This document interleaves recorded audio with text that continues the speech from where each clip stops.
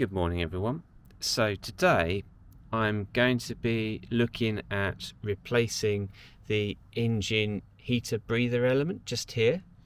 So interestingly, those who have seen some of my previous Fix XJ40 videos would have seen the one concerning the purge valve replacement, where we had to use a different Bosch purge valve, and from that try and cure the problem with the A6 10 amp fuse blowing all the time on XJ40. So having resolved all of that, we did the Highland 1000 trip successfully, no issues.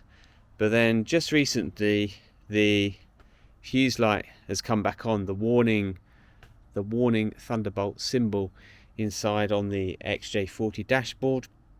It's been lighting up again intermittently, blowing the fuse and causing a problem. So interestingly, it's A6 again. So originally I thought, goodness me, it must be the purge valve, but actually after a little bit of troubleshooting, it turns out that it's this heater element contained in here. Now I'm not sure, let's just pan this around. So you can see here that I've actually disconnected it, and this is part of the troubleshooting. So if you see the A6 fuse blow, and you know it's probably not, on a balance of probabilities, it's probably not the purge valve because it's been replaced with a new one, you can disconnect this. No harm by doing that. This is something we did. So this has been running disconnected for some weeks now. So we know that in all probability it is this heater element in here. Certainly some of the later XJ40s, XJ6s, 4 litre and 3.2s do have them. And on this, my example, it's causing a problem, it's overheating, it's blowing a fuse. So I guess it's worth just giving a bit of an overview as to what it's used for. You can see here that we have our intake air box, a mass airflow sensor.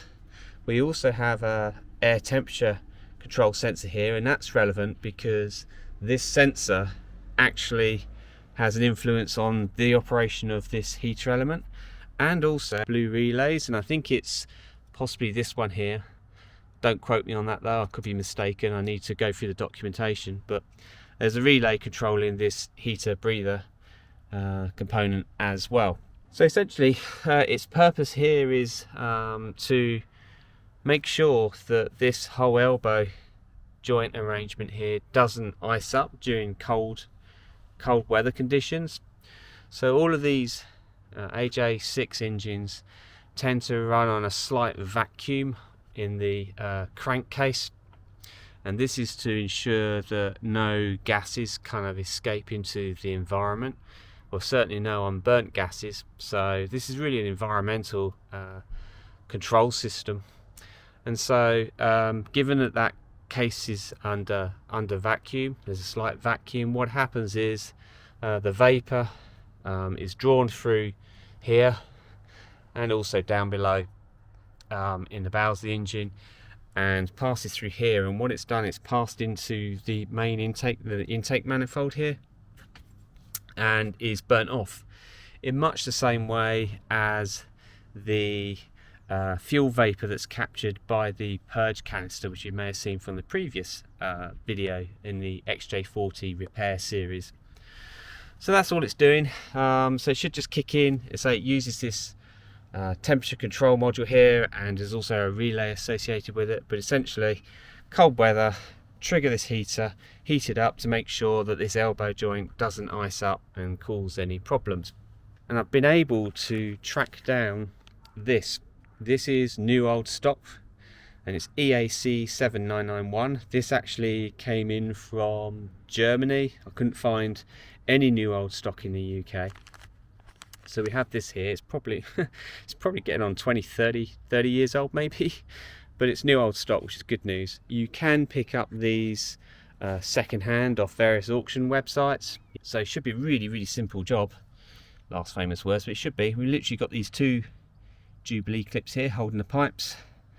We'll disconnect them, and then we'll make a note of the orientation of the heater the heater.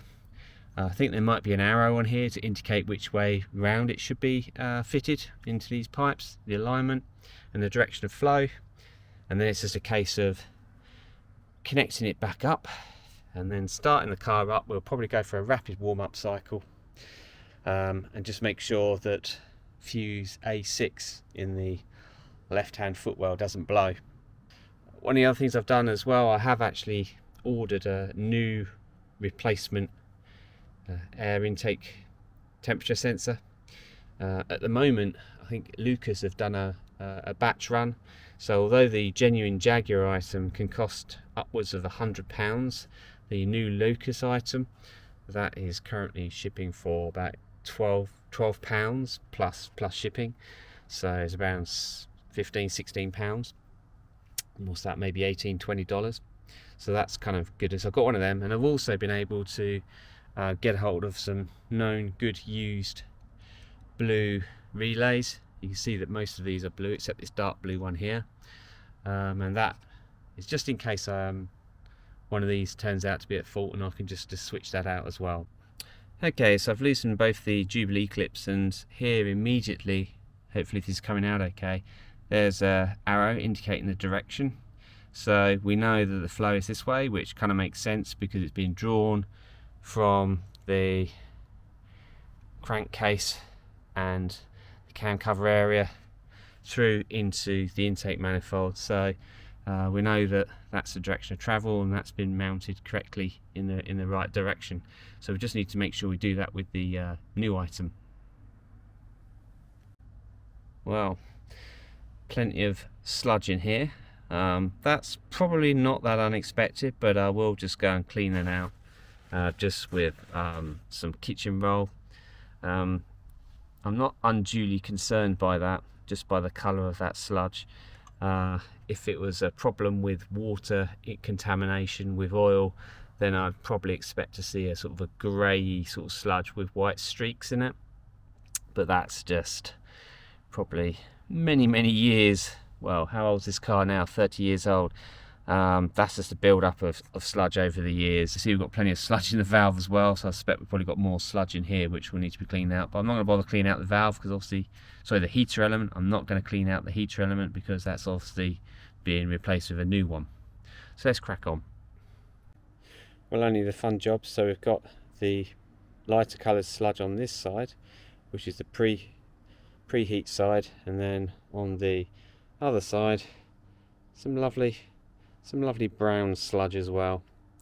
So light coloured sludge, brown coloured sludge. So here's a comparison of new versus old. So the gunky one clearly is the old one, and here's the new one. So you can actually see the inside of that all lovely and clean as compared to this one, which is full of gunk. And if I turn them around, yep, old one full of gunk, new one nice and clean. So the new heater is now fitted, and all I'm going to do now is just connect that in, and then what I'll do is I'll cycle on the ignition. Now previously the old one would pretty much blow straight away, so I think that'd be a good test just to see that this one's okay. So I'll plug this in and then I'll cycle the ignition. Okay, so we're inside the car now, and I'm just going to turn on the ignition. If there is an issue initially, then there is a sort of electrical thunderbolt kind of warning light that comes up there. So if I just flick the ignition through, you can hear the ABS priming perhaps. Now position 2, there's your thunderbolt, and hopefully that will go out. It has. We're just left with the anti-lock and the gearbox warning lights, which is typical. So I just proceed to start the car up.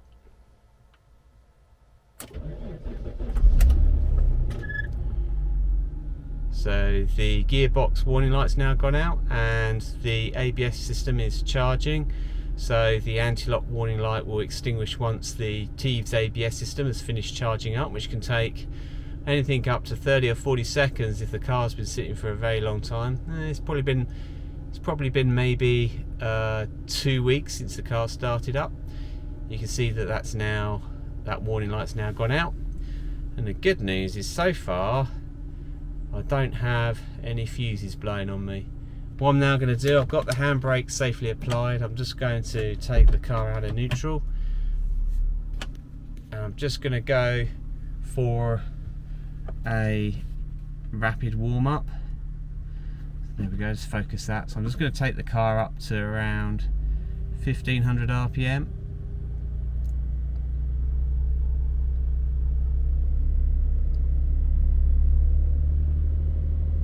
Slightly over, but that will be fine. So just a rapid warm-up cycle, and what I'll do is I'll hold her there until the engine warms up. So I've just been sat here for a few minutes doing a rapid warm-up. Good news, there's definitely no warning lights or anything like that. The air conditioning has kicked in and is working just fine. It's nice and cold, so no issues so far, which is good news.